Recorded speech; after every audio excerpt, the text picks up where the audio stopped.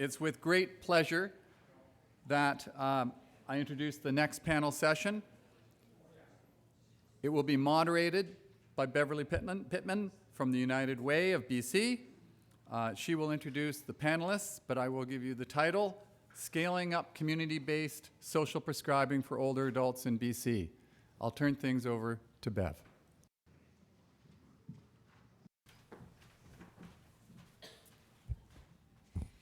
Thanks, Andrew. Good morning, everyone. It's a pleasure to be here. My name is Bev Pittman. I'm with United Way BC Healthy Aging, and I am the Senior Regional Community Developer for the Vancouver Coastal Region. And I am, as Andrew indicated, going to be the facilitator today. Thank you. I would like to thank, in addition, the organizing committee for the Friesen conference this year for inviting us. And I would like to thank Suzanne, actually, who preceded us, for setting the stage so well for what we're going to say about social prescribing. As some of you will know, I'm quite sure, the connections between United Way Healthy Aging and both the Gero Research Center and the Gerontology Department here at SFU run long and deep. Our current director of Healthy Aging is a graduate and has worked with these two organizations, and the same goes for our former director, Kahir Lalji. There are others on the team still, and here I'm thinking of Laura Katawaki, a PhD from SFU, and I would like to extend a bit of a news bulletin on Laura's front. Again, some of you may have been following social media, but Laura, first of all, is now our Programs and Operations Coordinator, and yesterday, in New York City, at the headquarters of the United Nations, she addressed, on behalf of our organization and the Canadian Coalition Against Ageism, she addressed the working group on aging. And the idea behind this joint activity is to develop a convention on the rights of older persons. So this is internationally.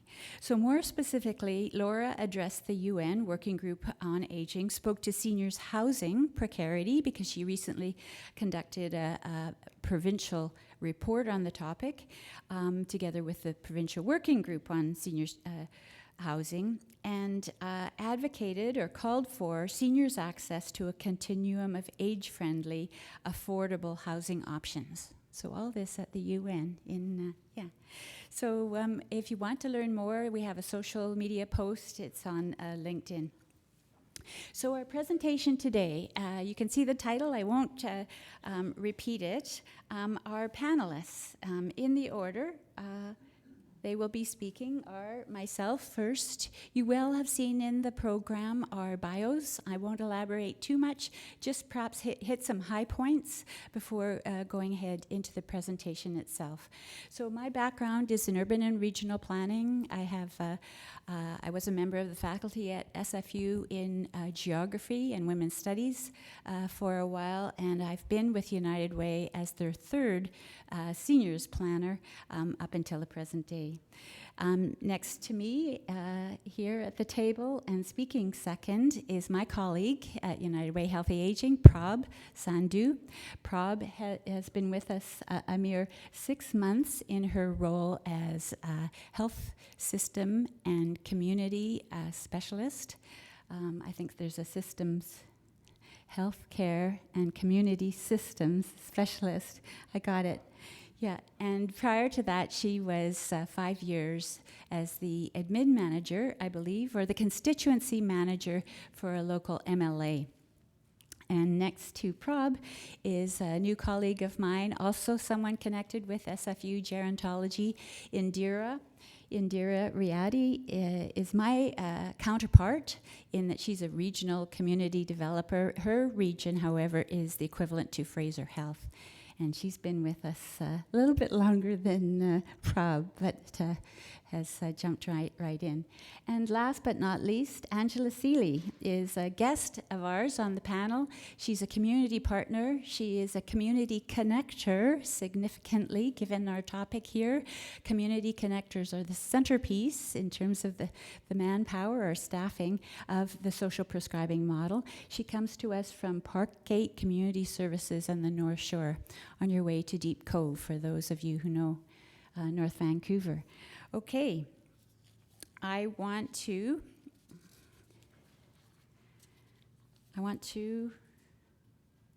offer a land acknowledgement briefly. I think this might be the second one of the day.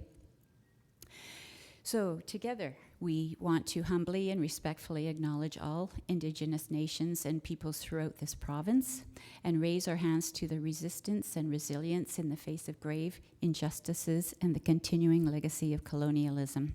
Today, we join you from the ancestral and unceded homelands of the Coast Salish peoples, including the Musqueam, Squamish, and Tsleil-Waututh nations. We feel indebted to them for caring for this land. So this is our agenda. The first one, which is highlighted, is the presentation, or the title for both my presentation and Prab. Will step in and finish it up.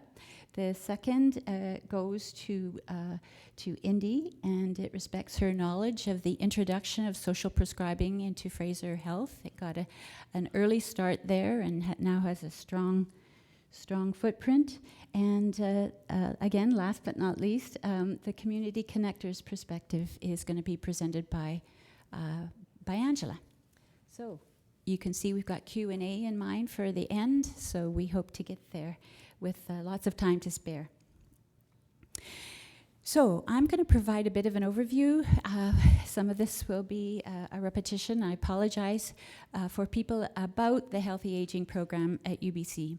This is the way we've organized ourselves. It reflects the prominence of Better at Home, the first non-medical home supports program funded by the province of BC for seniors across the province. Another bucket in which our team is organized, our work proceeds, is in developing the community-based seniors service sector and the grants for the host organizations, all community-based nonprofits. We also do sector strengthening work, training in the form of webinars, also training in the context of a big summit on aging that happens every 2 years, and there's other ways as well. Community engagement takes many forms. It can be focus groups on special topics that are problematic in one way or another to gain insights from the people right on the ground. It might be huge regional consultations, 12 per year, or a consultation, a set of consultations. There were 10 in number this past fall in conjunction with the new model, at the center of which is social prescribing. And last, as Laura represents to many of you, I think, she's connected with our research and knowledge mobilization, are a couple of others. I can tell you that over the time I've been at United Way, starting in 2007 as the only seniors planner, we have grown to 23 people, and that's largely through the funding from the Ministry of the Health. So there's support around this work, and much guidance too, I should say. So healthy aging is an important concept to us. So it's the name of our team, and it's an organizing concept. Many of you will know, in this audience, you will know that 3 central planks or pillars are social connectedness, physical exercise, and independence.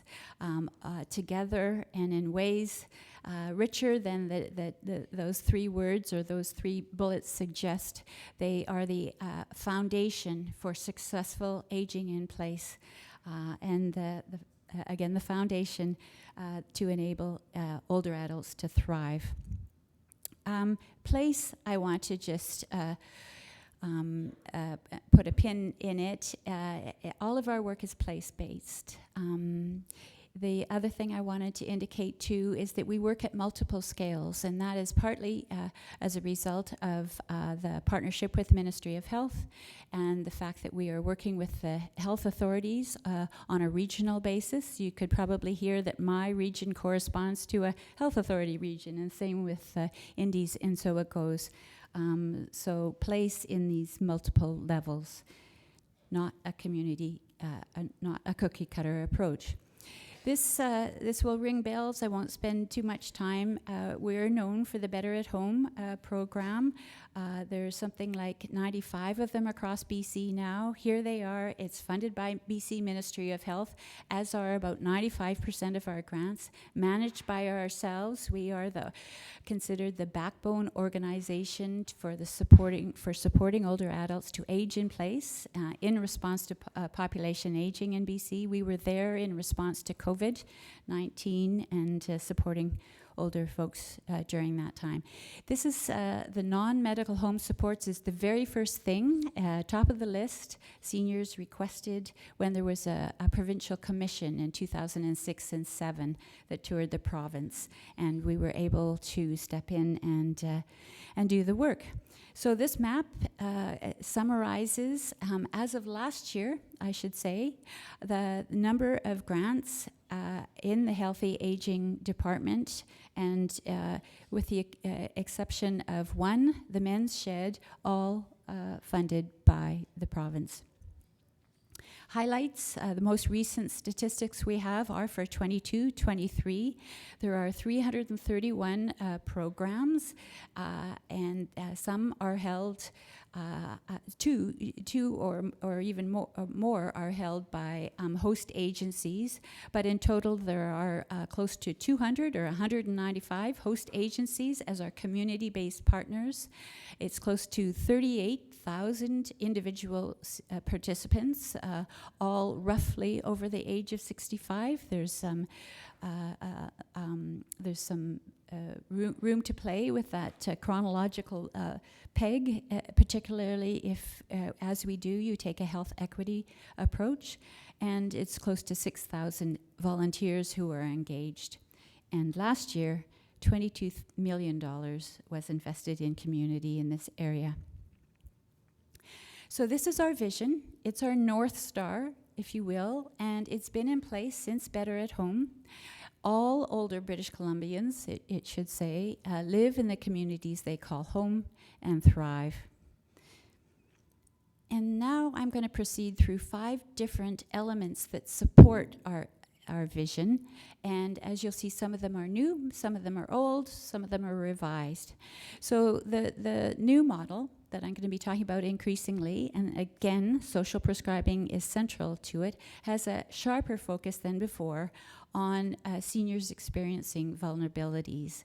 And we work together with the Ministry of Health to narrow down the older adult population from the entire population of those 65 plus or thereabouts, down to these, it's a smaller population who must qualify, or in the future they must qualify, be eligible by having 2 out of the 4 at a minimum of these bulleted areas. So low income, low to moderate frailty, loneliness and social isolation, and then marginalization with respect to some social dimension of their lives. So the second strategy, the first was to narrow the scope, our target population. The second was to redesign Better at Home, and we're calling it Better at Home, or Better at Home 2.0, and it has these additional services. And what I wanted to point out that amongst these, there is more attention paid to the social, as well as food, given food insecurity, what it is today. Transportation is amongst the grant streams, or at least the services offered. And you can see group social activities. Better at Home started out as an individual, it was framed for individuals. Strategy number 3 is to put additional funds, again from the Ministry of Health, into new grants. So these are brand new grants. They were funded effective April 1st. And the enhanced light housekeeping is enhanced insofar as there is now friendly visiting connected to it. So the social, food security and food for social meals, the social again, and again the food security emphasis. There's transportation and volunteer infrastructure. Volunteers are a key piece of our strategy. They don't do work that ought to be carried out by people who are paid health or community-based workers, but they do things like volunteer driving, like friendly visiting, and in some cases yard work or minor home repair on a volunteer basis when they want to. But it's hard, increasingly, to get volunteers. They have been seniors in large numbers, but that has faded post-COVID. So strategy number 4 is to recognize and build on the community collaboratives that already exist in community, and then work with the communities. So this is a role of the RCDs, regional community developers, to put community collaboratives in place. So there are already seniors coalitions, some left over from the grant United Way used to award for this purpose, others that have made put themselves together in relation to New Horizons for Seniors grants, age-friendly community grants, and so on. And this is the plan, really. It has yet to start, but the RCDs, again, will be holding communities of practice, and there you see the 3 bullets, which will be a focus of activity early on with the community collaboratives.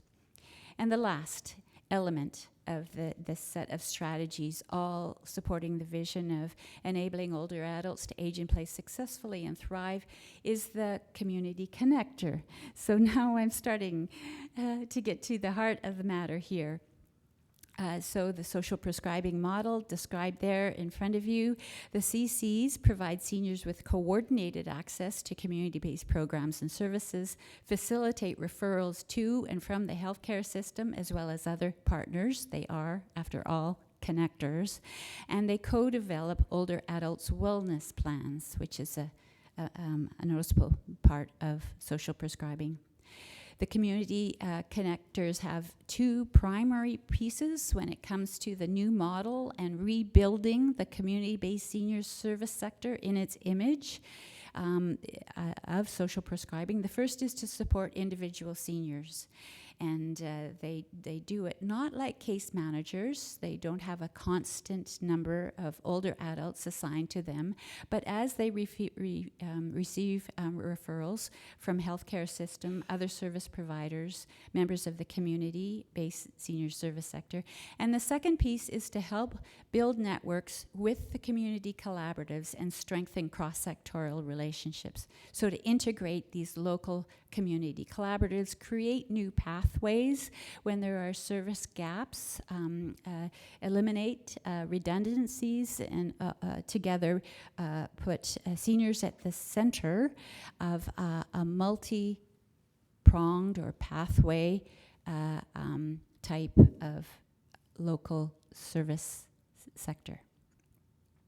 So I'm going to run through these. CCs will be employed, are being hired now, some are in place, by community-based senior service agencies and therefore embedded in the communities. Other models elsewhere have the community connector hired, hosted by an entity in the formal healthcare system. CCs will be phased in. They've started already. CCs will support seniors' health and well-being from a holistic perspective, including the social determinants of health. The social determinants of health are huge for us as a guiding device, just to the same extent as the North Star of the aging in place. And they will be adopting a strength-based approach and work to empower seniors in their own health and well-being. You heard about the plan. So this adopting a strength-based approach is difficult. We're going to hear about that from others on the panel. There is, for example, an emphasis right now on frailty, alleviating frailty, but that is not a strength-based approach. So how do we get to the capability-based approach is the question I always pose. Here's the total number we're aiming for. It's 89 CCs across BC. We hope to reach that. You can see in April of 2025.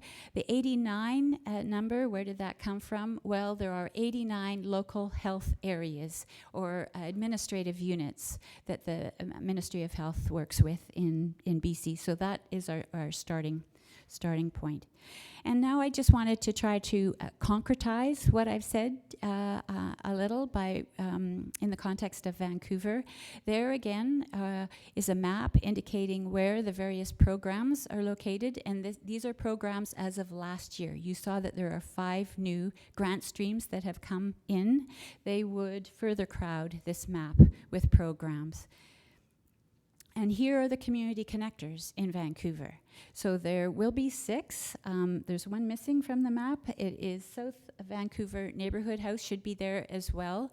But 6 community connectors to start with. We're going to assess it over the year and come back with more if required based on the population.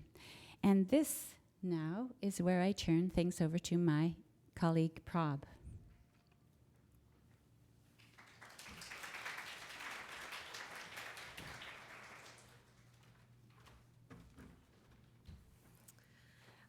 Thank you, Bev. So I'm going to get into how we got here, so with the origins of social prescribing in BC. So United Way BC's social prescribing program stems from a series of community consultations that were done throughout 2018.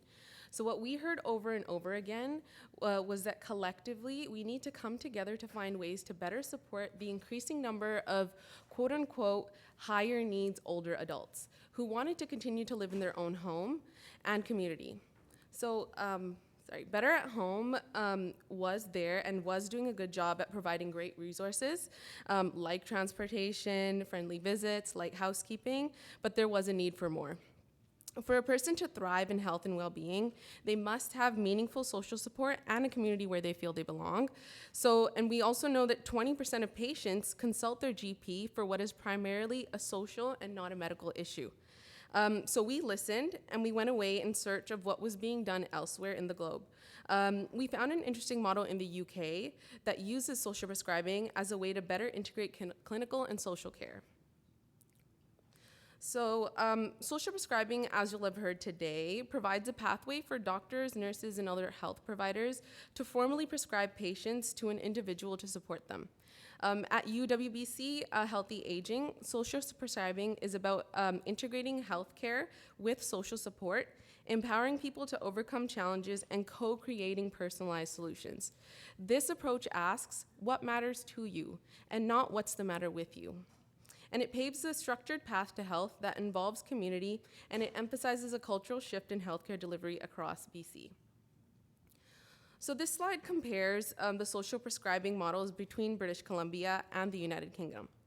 In the UK, social prescribing is part of the general practitioner contract, and it's fully funded by the NHS without additional funding to community or community resources.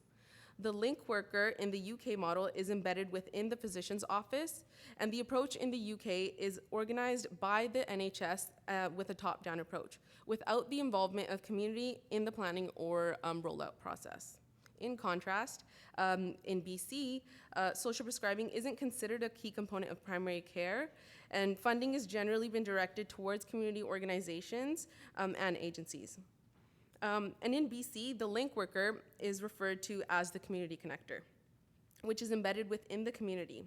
And community collaboration in BC is central to the planning and rollout stages, with a broader integration of social and health services across the region. So after bringing the concept to the provincial government, they agreed to fund a multi-year demonstration project called Social Prescribing. So our proposal was successful in 2019, and United Way BC, in collaboration with the Ministry of Health, launched a demonstration project, funding 19 social prescribing programs across the province. This process was set up as a call for proposals from the community-based senior sectors, and we had 25 communities express interest in hosting a program. The programs began in January of 2020, And well, let's just say by March of 2020, just as they were getting up and going, they had to close their doors due to the pandemic. But they persevered during this difficult time and did what you would expect given the nature of social prescribing. They did outreach to seniors in their community. They made sure that these older adults and their caregivers had what they need to stay safe in this difficult time. So social prescribing is part of several initiatives at United Way Healthy Aging that support the community-based senior sector to help keep older adults active, engaged, and supported to stay home in their community as long as possible. Those were all the Healthy Aging funded programs that Bev introduced us to earlier. So here's what the program distribution looks like on a map of BC. We have a large majority in the Lower Mainland, which is the cluster of red, and we have a breakdown based on the 5 health regions. You can see we have at least 1 program in each, so 9 in Fraser Health, 5 in Vancouver Coastal, 2 in the interior, Vancouver Island has 2, and then there's 1 in Northern Health. We wanted to make sure we had a good spread of urban, rural, and remote communities. And if I zoom in more into the Lower Mainland, you can better see the geographic reach with clusters supporting Vancouver, where we have our highest population, to the large spread over the rest of the Lower Mainland and Fraser Valley. I should add some additional information and context around this larger distribution that you see in the Fraser region, where we have 9 programs. This was done intentionally, so we had a strong leader, collaborator, and champion in the Fraser Health region, which is Dr. Grace Park. She's the Regional Medical Director for Home and Community Health Services, and Dr. Park was instrumental in implementing another program related to seniors' frailty in Fraser Health called CARES. We wanted to pilot the idea of having a community connector in each community in Fraser Health that was also using this CARES model. With CARES, physicians use a frailty index to identify a frailty score, and the frailty score would determine who were good candidates for social prescribing. It was a strong partnership opportunity, so in collaboration with Dr. Park and her team, we identified and funded 9 communities to support this model. The other 4 health authorities applied by open call for proposals, and we were able to fund an additional 10, which made up the total 19. So I used the term demonstration projects earlier on, and that's how these programs were funded by the ministry.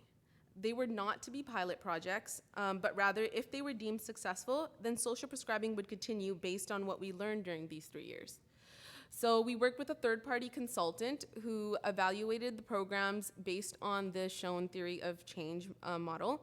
The impact was reduced and delayed healthcare utilization by older adults, and the outcomes that we were hoping to see were that older adults remain independent in their homes and active in community longer, an increased linkage between primary care, health authorities, and community, an increased sense of social connectedness, improved quality of life, improved seniors' confidence and ability to use the CBSS sector, and then increased access to and use of community-based supports. So from startup until March 2023, the social prescribing program served over 2,500 older adults. We've seen a range of facilitators that contributed to the successful implementation and delivery of the program. So that's physician champions, communities of practice, and strong pre-existing relationships with the healthcare system. And we also saw some challenges, like limited capacity of family physicians and a lack of community resources. The success in building relationships with healthcare providers varied. Programs with physician champions, pre-existing relationships had a better buy-in and referrals. The Fraser Health Region programs were particularly successful, supported by the CARES model and physician champions who provided credibility and facilitated connections. And then outside Fraser Health, relationship building with healthcare providers was a bit slower and more challenging. So another point to note from our findings was that there was a high level of agreement among community connectors that successful social prescribing programs should include the following core elements, which was an assessment and triaging process for prioritizing participants if referrals exceeded program capacity, ongoing follow-up and check-ins for participants with wellness plans, co-creation of a wellness plan for people requiring more intensive follow-up, And then facilitation of connections to needed community resources. And in order to leverage the full potential of social prescribing interventions, it's essential that programs engage with a broad range of health and social care providers, that community connectors are skilled and well supported, and adequate investments are made in the nonprofit and voluntary sector. Data collected from social prescribing programs and participants revealed a high level of consensus on the characteristics of participants who benefited the most from social prescribing programs and supports. So 100% of them agreed that those limited in family and social supports and those who are isolated benefited the most from social prescribing. In our evaluation, we recognize that working closely with health and social care providers is crucial for advancing social prescribing in British Columbia. So by prioritizing the integration of health systems, we want to significantly enhance the effectiveness and reach of our program. So right now, we're at various stages of progress with each health authority in BC. Our initiatives include creating clear and efficient referral pathways to and from health authorities, and integrating these pathways into the work of community connectors, community collaboratives, different health sectors, and other partners so that we have smooth collaboration and communication. We're also collaborating with health authorities to update and improve referral forms, making the process more efficient and comprehensive. And we'll be providing health authorities with reference materials that outline roles, pathways, and procedures so that everyone is aligned. And by focusing on these areas, I feel like we can ensure that our community connectors are well equipped to support clients, and then that this integrated approach will foster a more supportive and effective healthcare system, ultimately benefiting those that we serve. So that concludes my portion, and with that, I'll leave the floor to my colleague, Indy.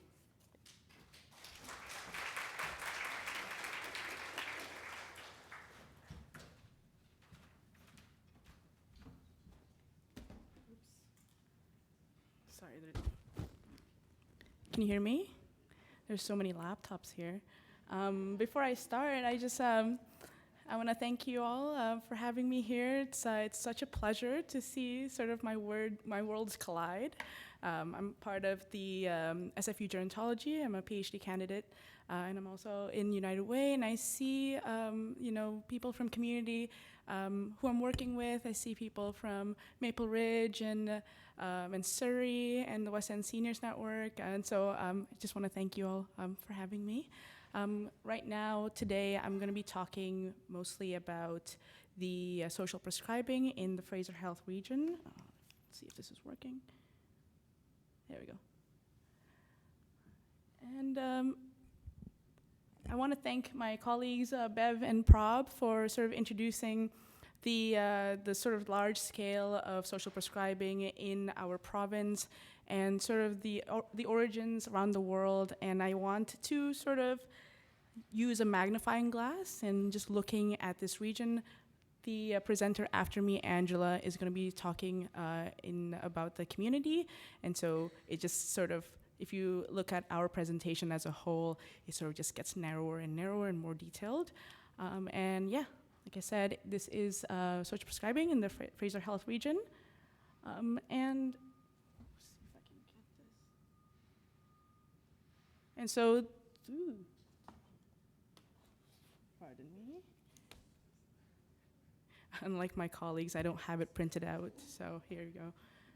So the region covers the Lower Mainland, east of Boundary Road, and so Burnaby, the Tri-Cities, New West, and then I think this is working, south to Delta, to Langley, Abbotsford, and throughout the Fraser Valley.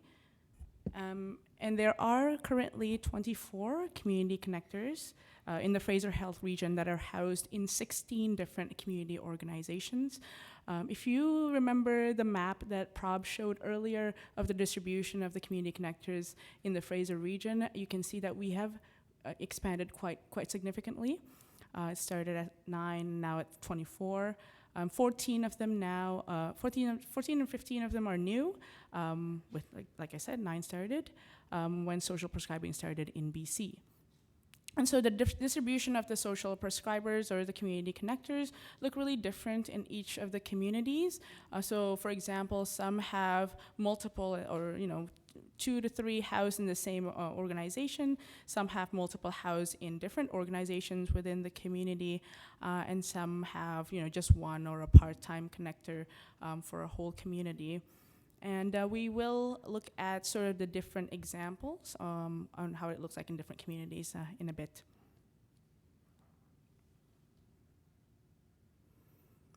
And so Fraser Health, like I mentioned, and mentioned by Prab too, has been really extremely supportive and collaborative in our efforts to expand social prescribing across the region.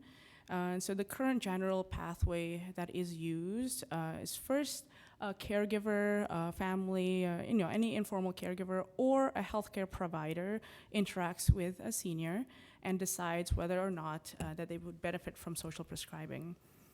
Then they will be referred to a community connector where a wellness plan is created as a collaborative effort between the connector and the senior.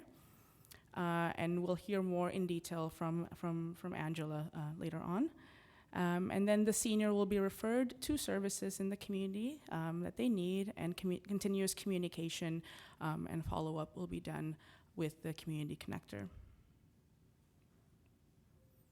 And I want to briefly talk about my role as the regional community developer in the social prescribing expansion, I guess, across this region. And so this involves working quite closely with community connectors across the Fraser Health region. So what I need to do is I need to understand the needs of the community in each of the community, the populations of seniors, and then the assets that the community has in order for me to support the community connectors, with regards to expanding and strengthening collaborations within the senior sector and beyond. And what I do is I also help facilitate conversations when needed between connectors in different communities, with United Way, with Fraser Health, so that and other collaboratives outside of their own. And this is important to allow connectors to see how social prescribing looks beyond their catchment area and beyond their community, and apply some of the knowledge into their own work. And finally, I will also assist community connectors as they develop asset maps of their community. And also I'll be available for any troubleshooting that needs to be done within their communities as it relates to social prescribing and also other United Way funded programs. And I'll now show you some of the examples on how social prescribing works in 3 different communities across the Fraser Health region.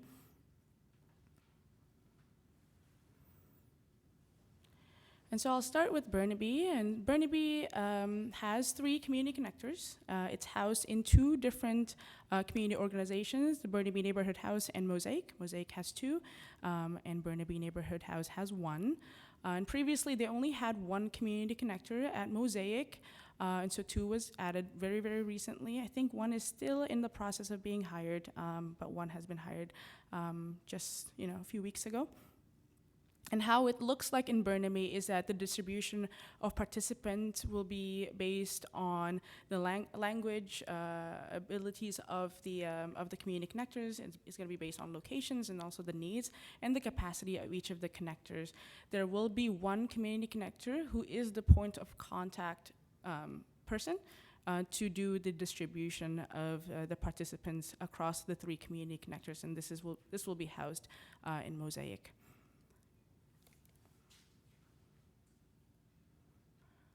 In Surrey, there's also 3 community connectors. Previously, they had 1, and this was housed at Diversity. The 3 community connectors will be housed in 2 different organizations as well. So this will be at PICS and at Diversity.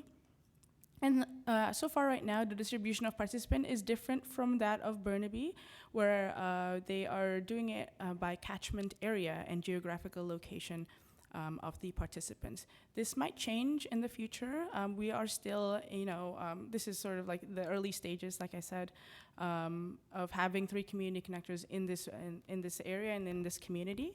Oh my goodness. Sorry about that. And so more conversations need to be done, and we need to work collaboratively to see what it looks like in the near future. So this is still a collaborative effort.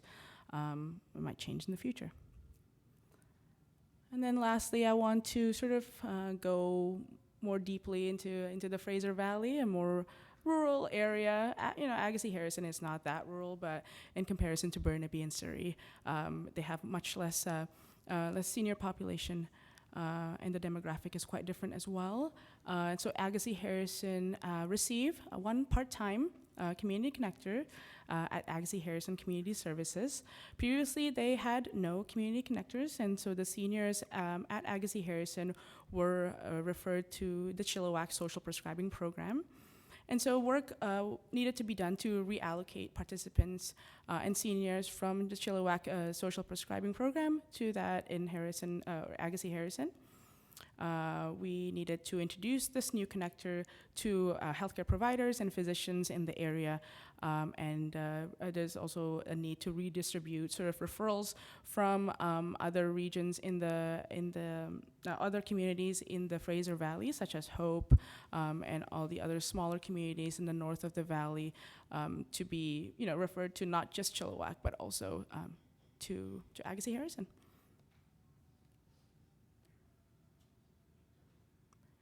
And so there's still so much, to be done in social prescribing in the Fraser region and across the province as well. And so we'll continue to, expand social prescribing. And the first thing that we have to do is understand sort of which communities are ready to have a community connector based on, the senior population, the demand, and their degree of collaborative efforts. And secondly, as more connectors are hired in this region, and there is also a need to create a comprehensive and updated asset maps of services in each community.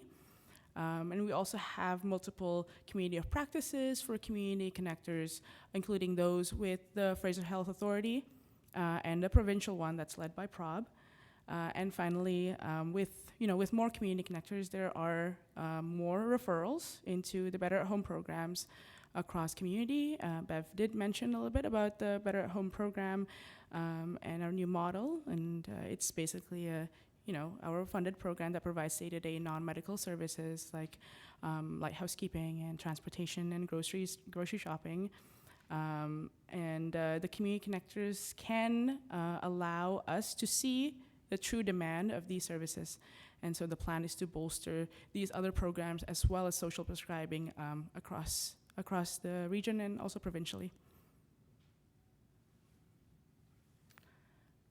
And this is my contact information. I know that there are a few community connectors here in my region, and I just want to thank you for all the work that you've done and all the service you've done for communities. And I'll pass it on now to Angela.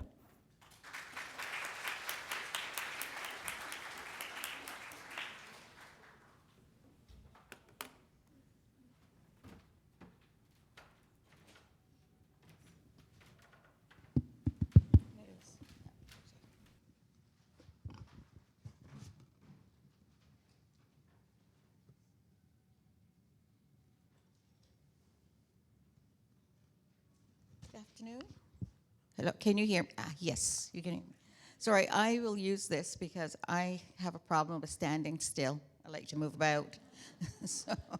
And as I go ahead and introduce myself more fully, you'll find that I really do have a problem standing still. So, of course, my name is Angela Seeley, and I work for Parkgate Community Services on the North Shore, which is, as Bev said, just up from Deep Cove. But I live in New Westminster. So I live in beautiful New Westminster, and I work in beautiful North Vancouver. It's a good life. So a bit more about me, actually. I'm not part of the gerontology department, but I am connected to Simon Fraser because I'm a graduate of your Dialogue Center and also a master's in education from Simon Fraser. So I am part of the family, part of the Simon Fraser family. So interesting enough, why did I decide to become a community connector? I'm sure you're all is anybody wondering that? It's interesting because it's a job that I'm very comfortable with. Bev mentioned both you mentioned the Better at Home. When I was a consultant, I had a consulting business before, I was engaged to do the CASSI grant, which was the forerunner of the Better at Home. And the CASSI was called the Community Action for Seniors Independence. And so that was the forerunner of that. And then, of course, Prob mentioned Dr. Parks, and I would be remiss if I didn't mention her as well.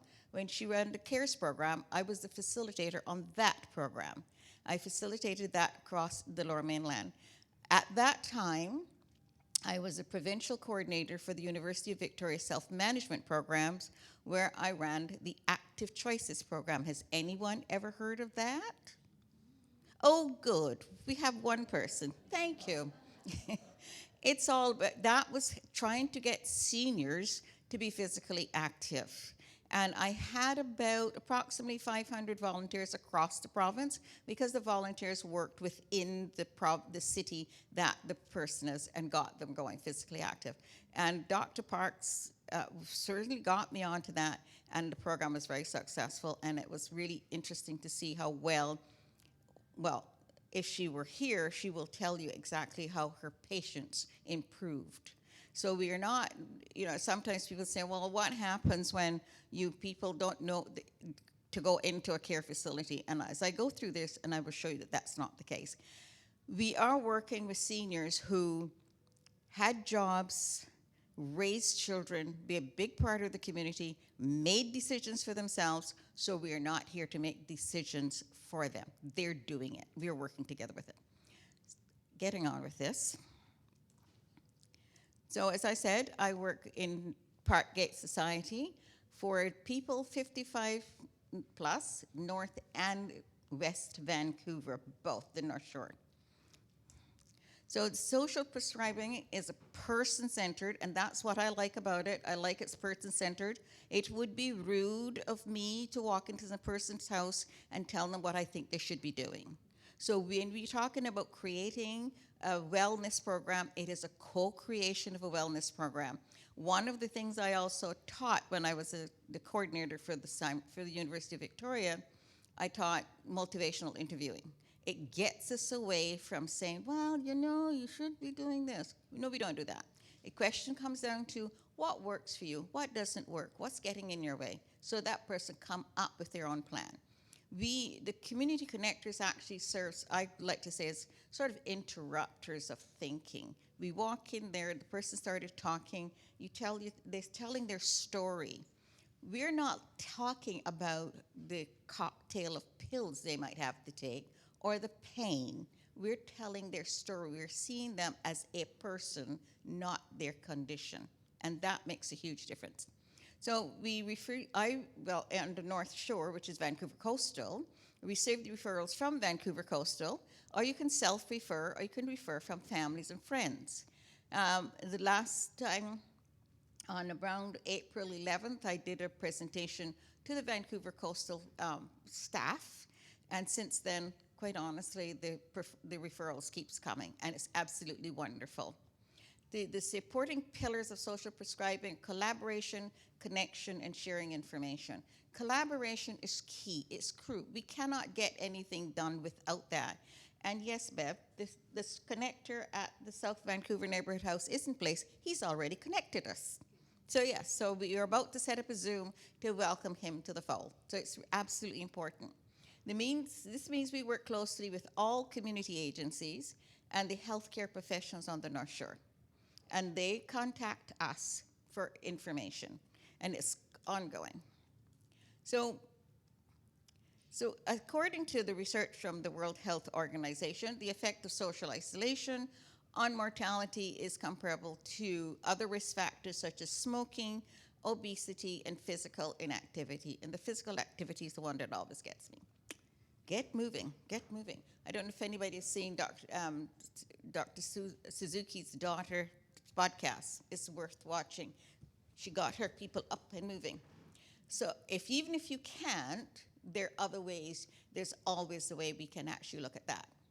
Addressing the social determinants of health is crucial to an individual well-being. So according to the World Health again, 80% of an individual's health is related to social determinants of health.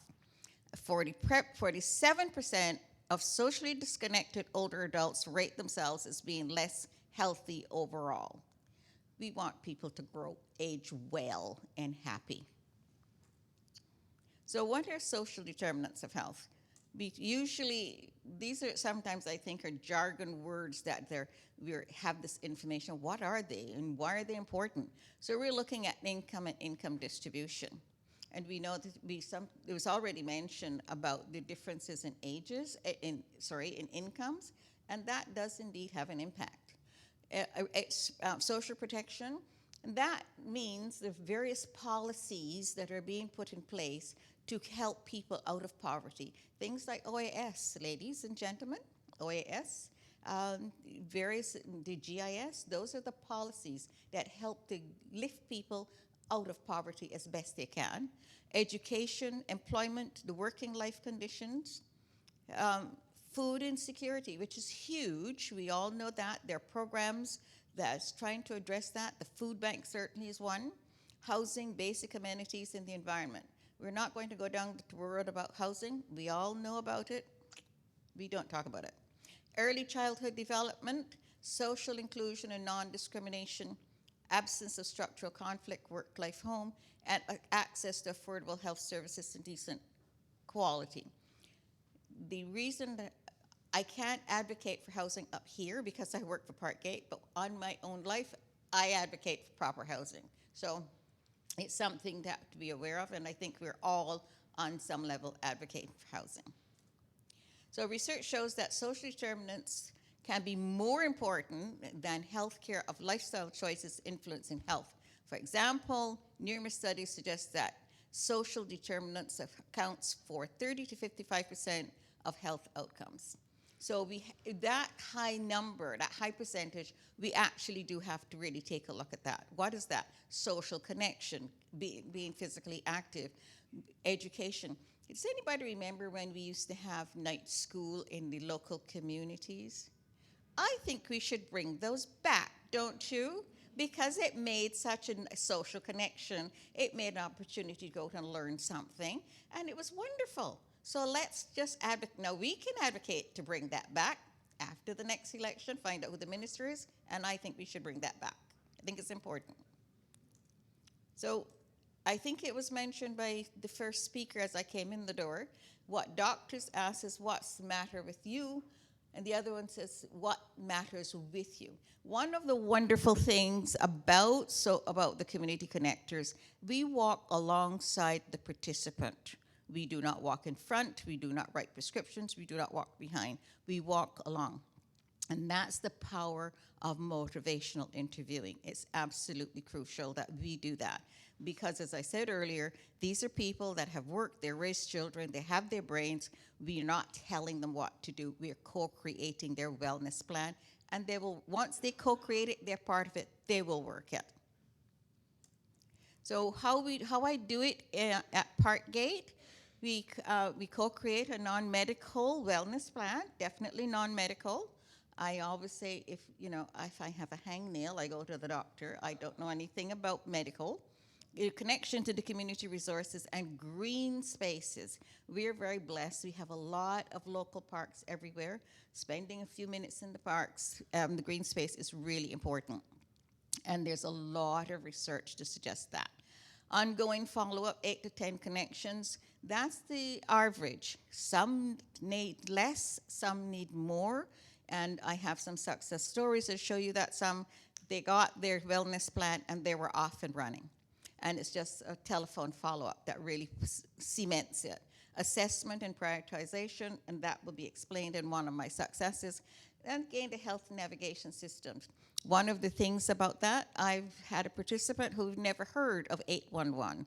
Is there anyone in the room who's never heard of 811? Good, I'm very glad. You all knew what 811 is, yes.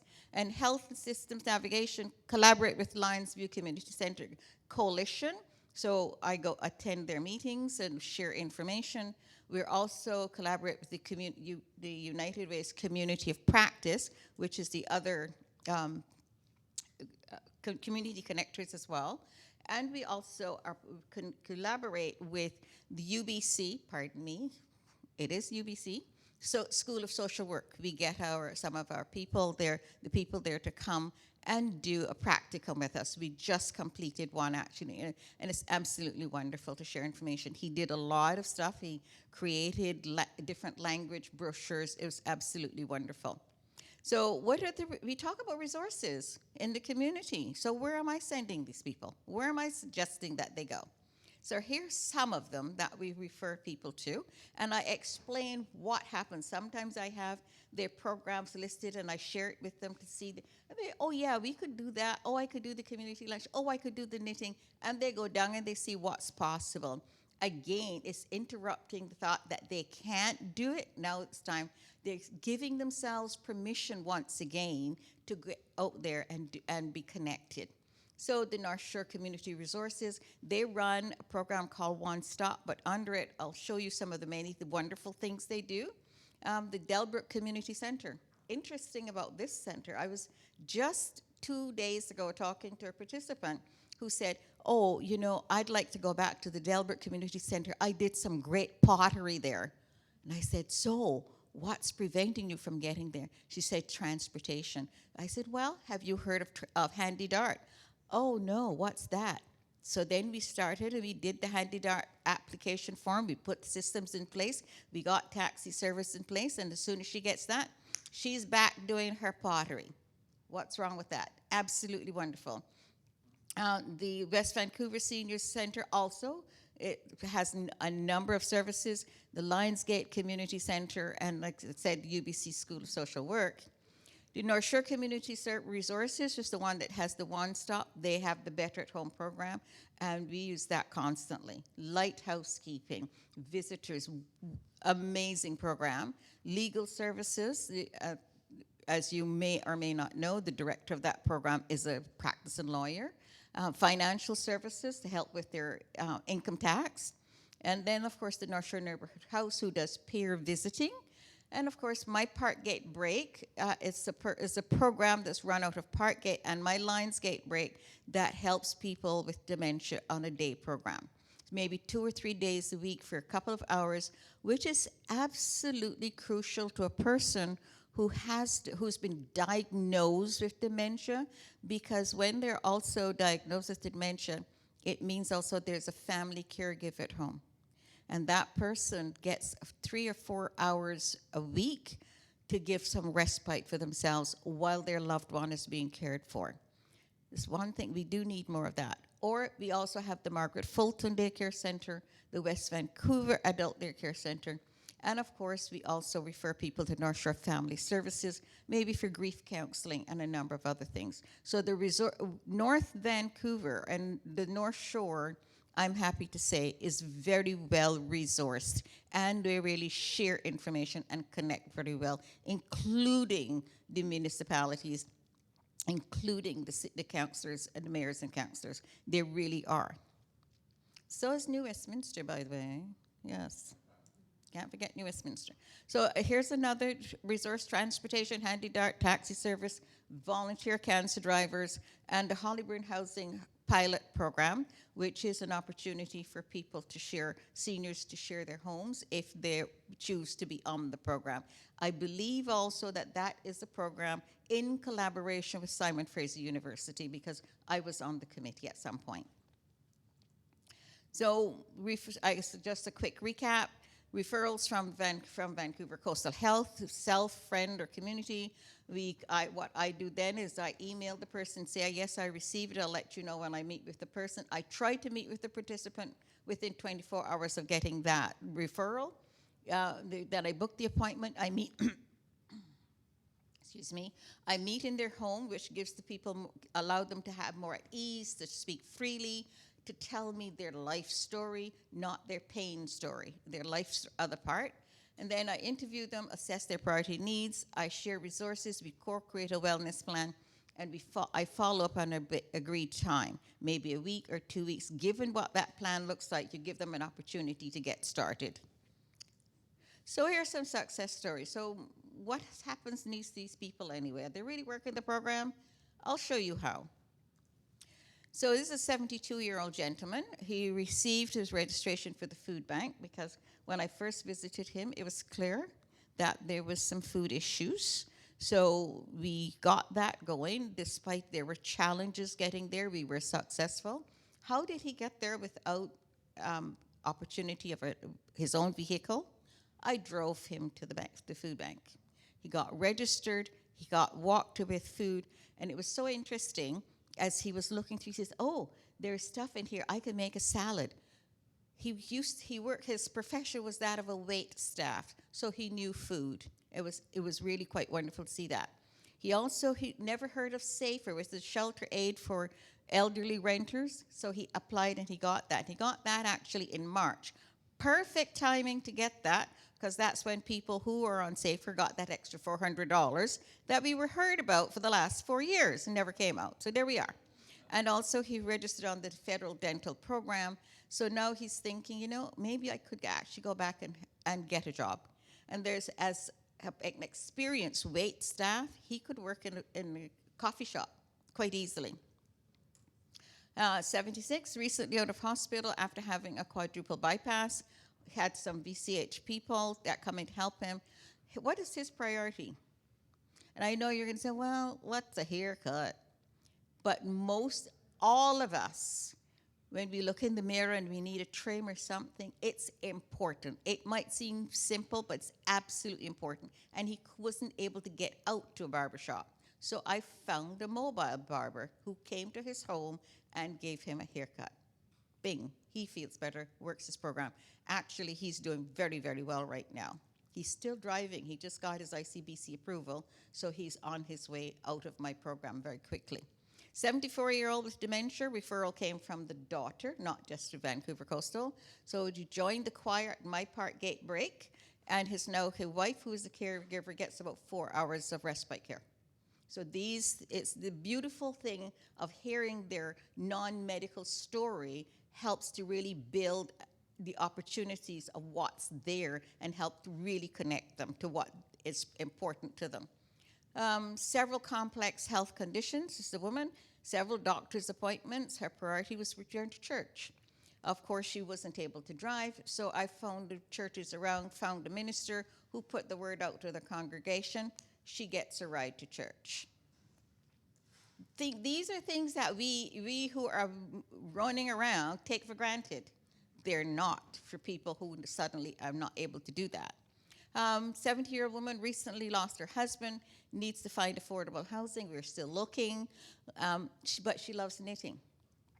So I had another participant who was an avid knitter, but definitely because of her extreme health condition, is definitely unable to get outside. So what did I do? I connected the two of them. So now they're knitting and chatting. So we said connect them, not necessarily where. So this last one, the 70-year-old, she has cancer, and she was, of course, chemo. Anybody who's ever had anyone with cancer knows how interesting that can be and how tiring. So I connected her to the volunteer cancer drivers.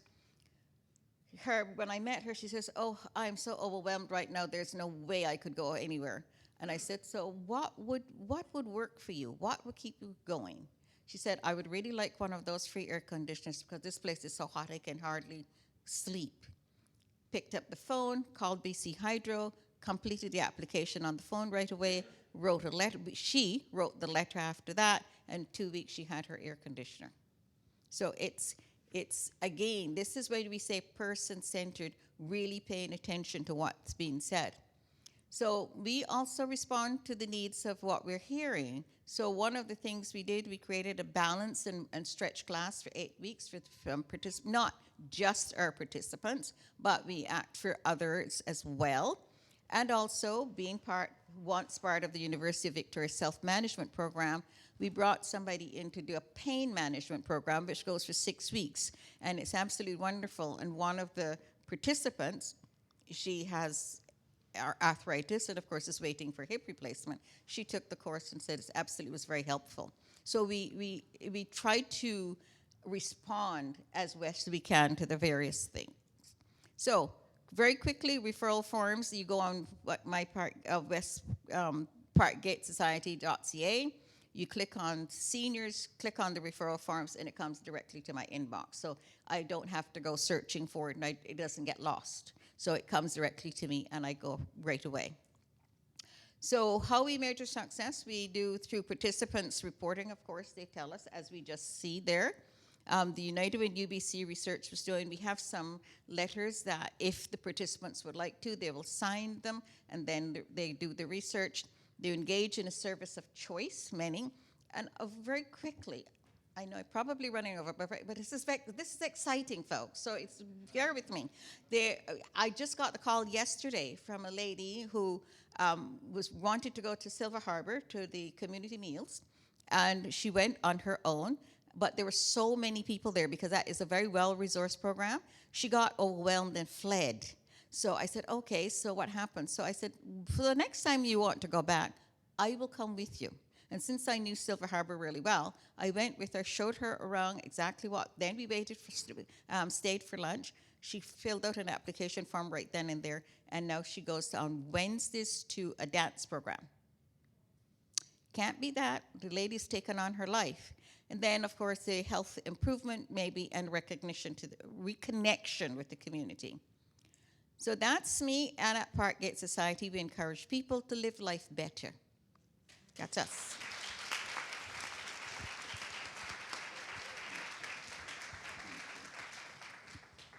Thank you. Thank you, Angela. Well, we have now come to the end of our presentations, and we have 15 minutes, hopefully, to hear from you in the form of questions. Hopefully there's a microphone out there, and if you could, please direct your question to someone on the panel if you have somebody in mind, otherwise more generally. Who's going first? Gloria. Perfect. The community connector concept is a very exciting one, and it's terrific that United Way has picked it up.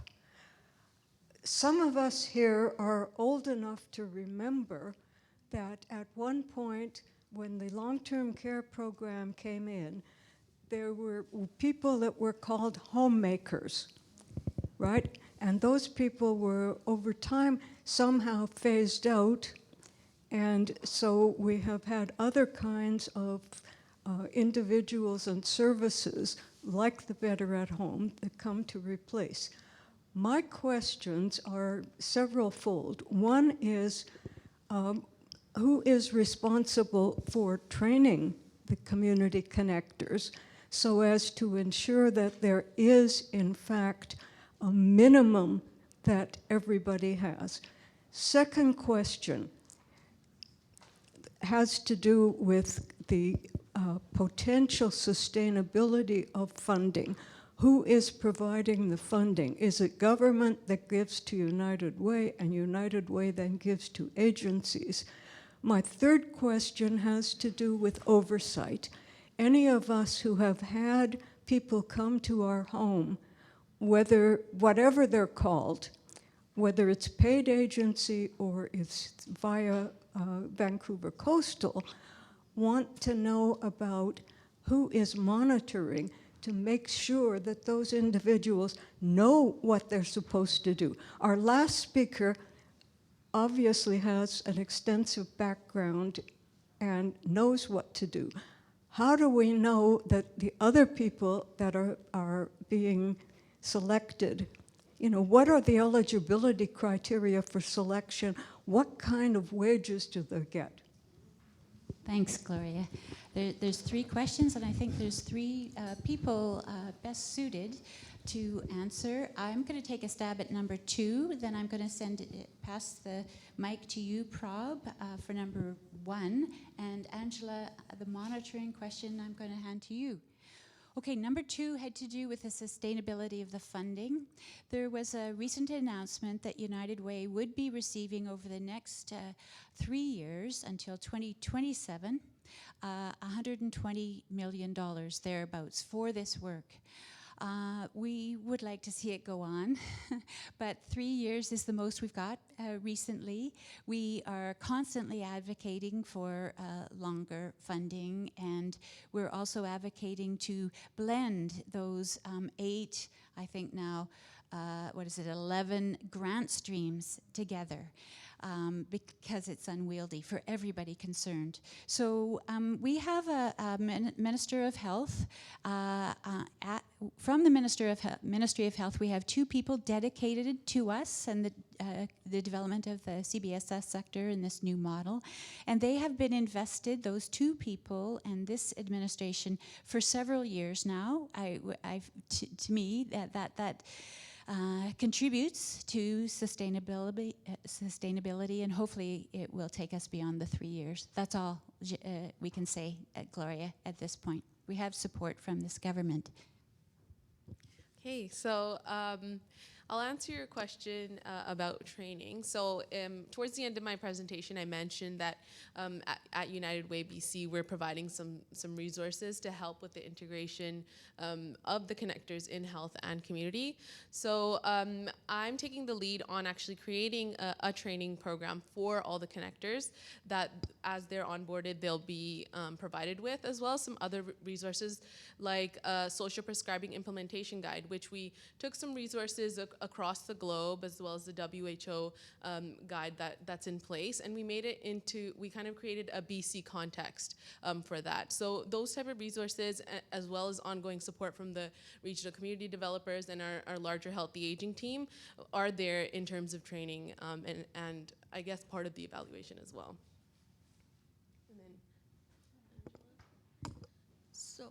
In terms of monitoring, as I work for the Parkgate Society, of course, I fall in line with their policies and procedures, as well as basically one of the things I also did was a graduate of the Public Policy Institute. So it's important that I am aware of what they are. And thank you. Yes, I've worked with Dr. Parks. And in terms also of the collaboration of monitoring and qualifying, we work with each other. The community of practice, we learn from each other as we go through this learning process and implementation of this incredible program. Just 2 weeks ago, I was a guest at the Alberta Health Community of Practice, so we are sharing information. And I think by sharing information, we learn, and we get the opportunity to monitor ourselves until PROB is completed with that process. Does that answer your question at all, Gloria? Oh, okay. I'm wondering if I could take it a little further. Thank you very much. Because I know that in speaking with Angela, there's a light right in my face. Speaking with Angela, she takes precautions on her own and her referrals from VCH to understand as thoroughly as possible the conditions that she's going to find the older adult in upon visiting with them in their house or possibly somewhere else, as she needs to be safe herself. These people are not trained as in public health, as you know. In terms of the Light Housekeeping Enhancement Grant, the purpose there is more than what I just led on. I think I emphasized the social aspect, how it is being revised with the friendly visiting. There's also a monitoring piece, so there is an active. We're being intentional about monitoring the older adults and also monitoring the worker in that situation.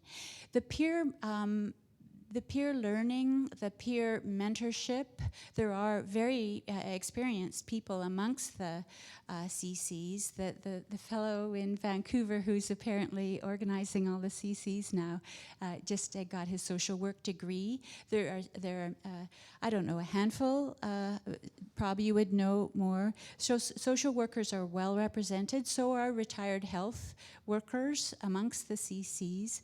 But in the context of the COP and the training that PROB will be leading, there will be a lot to talk about along these lines. Do we have a list of how to monitor right now, I would say it's at early days. So as the whole effort has been since Better at Home started, this is an iterative process. It's about learning from practitioners and partners, and now we have the health officials as our partners. You heard Dr. Grace. She has been preeminent in coaching us and along these lines. So I'm sure that's not 100% Gloria, but we're working on many fronts, and we're trying to be intentional about it, and it's certainly something on our mind. In fact, if I could add one thing, in all this, the sweep of this work, as more and more attention goes to the community-based senior service sector, my anxiety increases about an inevitability, and that is that more deaths amongst older adults will occur on our watch. It stands to reason. They're not going to long-term care facilities at the same rate. The adult day programs are not sufficient in number, and on it goes. Housing with different assisted living. So it's just, it's bound to be the case. So we need to be on top of this. So thanks for the prompt. Maybe say who you are. Yeah. Other questions? Stand now. I'm nervous if I stand. Hi, my name is Karen Lewis. I'm actually a graduate of the master's program here some time ago. I want to make perhaps one correction to something you said regarding Margaret Fulton Day program and the West Vancouver one, because as it happens, I'm the coordinator for those programs. They don't require a doctor's referral. All of the adult day programs through VCH, the referrals are made by home and community care case managers, just as an FYI. The question I have, thank you for presenting as well, is have you had any opportunity, I guess, to engage with the Indigenous elders on the North Shore? Because they're, I happen to live on the North Shore as well as work there. And of course, there are a lot of folks there, and I just haven't heard anything about whether or not it's pretty new as well, so maybe you're just not there yet. Anyways, thank you. Thank you. Okay, and then I will speak after you. Oops. Thank you for that. Thank you for that correction. Actually, about the Mark Fulton, when I phoned, that's what somebody told me, or I misinterpreted, but thank you for that. I will now change that so that my participants will know quite easily. Yes, I have had Indigenous participants, and we've worked with them and their social worker, because they also have a social worker. In this case, the healthcare professionals are on board all the time. It's working in collaboration. So yes, we have. We have Better at Home programs with both the Squamish Nation and the Tsleil-Waututh Nation on the North Shore, and there's a good deal of back and forth there. It's more in Vancouver, I must say, that I have built relationships with the Vancouver Aboriginal Friendship Centre and other organizations serving elders. They used to come to our consultations. We are doing outreach work to encourage more of that, and we have some of the 5 new grants now in the hands of First Nations, including on the North Shore. So no, we are not the most advanced organization as it relates to relationships with First Nations locally. We do, however, in the last 2 years have 2 First Nations people on staff at United Way BC, so we're getting training from them. This is a fantastic program, and I think it resonates with everyone here. I just have a couple of quick questions, Bev, following up on Gloria's point about sustainability. I suspect that sustainability will be largely impacted by the evaluation of the program. And I wanted to hear a little bit more about some of the details about how you plan to do that evaluation to show the efficacy and effectiveness of it. Okay, Prab and I are looking at each other. Neither Sorry to put you on the spot then. we need Bobby Symes here. She really does lead on this. Prab, would you like to take a stab at it? I know that there's something going on. I'm just not sure I'm going to do a good job of describing it. Bobby is going to be speaking later in the conference, so perhaps we can have her address that then, if that's if that's easier. Okay, I can tell you that it is going to be broader in terms of the interviewees in the evaluation to reflect the community collaboratives and the multiple partnerships. From the days of the very first Better at Home evaluation, we branched out from the senior participants and the service providers to include the caregivers, and that was a huge increase in knowledge, and we were rewarded by what caregivers had to say about Better at Home. So it's going to be more complex than it's ever been before. And my last question, just to drill a little deeper into the hard-to-reach populations. Obviously, part of what the plan is to try to get to some of the more socially isolated and marginalized groups. And you've spoken a little bit about how that occurs, and it sounds fantastic. But I'm wondering if there's any other innovations or any other ways. So the referral system itself is going to be, it's going to be selective in a certain kind of way. And not everyone who's disengaged and isolated will be easily referred. So I'm wondering if there's any more proactive methodologies you're looking at to reach the hardest to reach. Yeah, we're dependent on, in good ways, on the community-based service agencies that carry our grants. And as they proliferate and go into more niches of the social determinants of health, we find more and more socially isolated seniors. And so an example is the emergency preparedness and planning.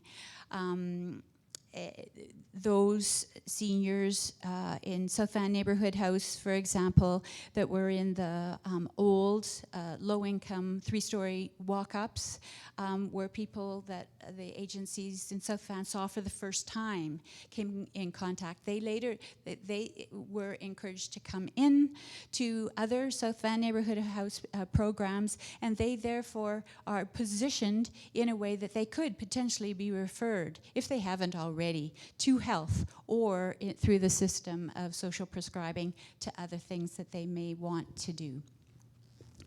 Excellent. Okay. No, that answers it very well. Thank you very much. And I think, we have one more point to be made. The other thing about that as well is not only do we Two more depend on questions. with the relationship from Vancouver Coastal, like all other community connectors, I do public presentations. I just finished one at the library, so it's open to anyone who walks through the library door, and therefore that broadens who can refer themselves into it. And in those venues, I made it very clear that yes, you can self-refer, or your friend or your family member, and it has happened. Thank you. You saw the sector strengthening and the community engagement pillar in the work that we do. Another way that will be, another venue in which we'll be talking about the new model and the new target population is through, for example, an event we're holding in on June 19th in Vancouver with largely the Chinese older adult serving population, agencies and others, those, for example, at Carnegie Center, as well as the local senior serving organizations. So those definitely are in these categories that we enumerated. I think that's the end, Andrew. Did I? Oh, okay. Thank you to the panel. That was great. My name's Carol. I work for Richmond Cares, Richmond Gives, and we're in the process of hiring a community connector. And I think, Bev, you mentioned that you're reaching out to the health regions. And that are not involved at the moment, and I'm wondering what the feedback is. Are they looking forward to this collaboration? What kind of questions do they have about working with us? That's a great question, Carol. Thank you. Not surprisingly, I think it is an uneven response. It's mostly positive, but we have a formal healthcare system in crisis, and we just look like more work. We look like something new they have to learn. So while there are people who even have past careers in community development, working for Vancouver Coastal Health, and they get it right away, and these are people at the top. It is the case that others really aren't there yet. So we have some work to do, and yes, we're making presentations. Prab and I have made some. We will be making more. We're arranging for the local community connectors in the respective parts of, or at least in Vancouver, to meet with the VCH staff in the respective areas. There is an LHA, local health area, carve-up in Vancouver. There are 6. You heard me talking about 6 CCs. So we will be meeting those people, and we have already started meeting with them. Interestingly, in Richmond, there is a CC who's already on the staff of VCH and has been there for 2 years. You introduced me to him, Carol. So it's uneven in many respects. But we're really hopeful. We don't think this is going to happen by next year, this time. Nothing like that. It has been a movement with the health very much of Grace Park and Fraser Health. And there are now national working groups on social prescribing. People look to us for our work as it relates to older adults. I think it's fair to say that we might be in the lead there. And we're trying to do outreach that will bring more and more attention to the new model and the centrality of social prescribing in it. Great. On that note, I'd like, on behalf of everyone, to thank you for a very interesting and important area. Thank you for the presentations. Thank you. Thank you, Andrew. Yes.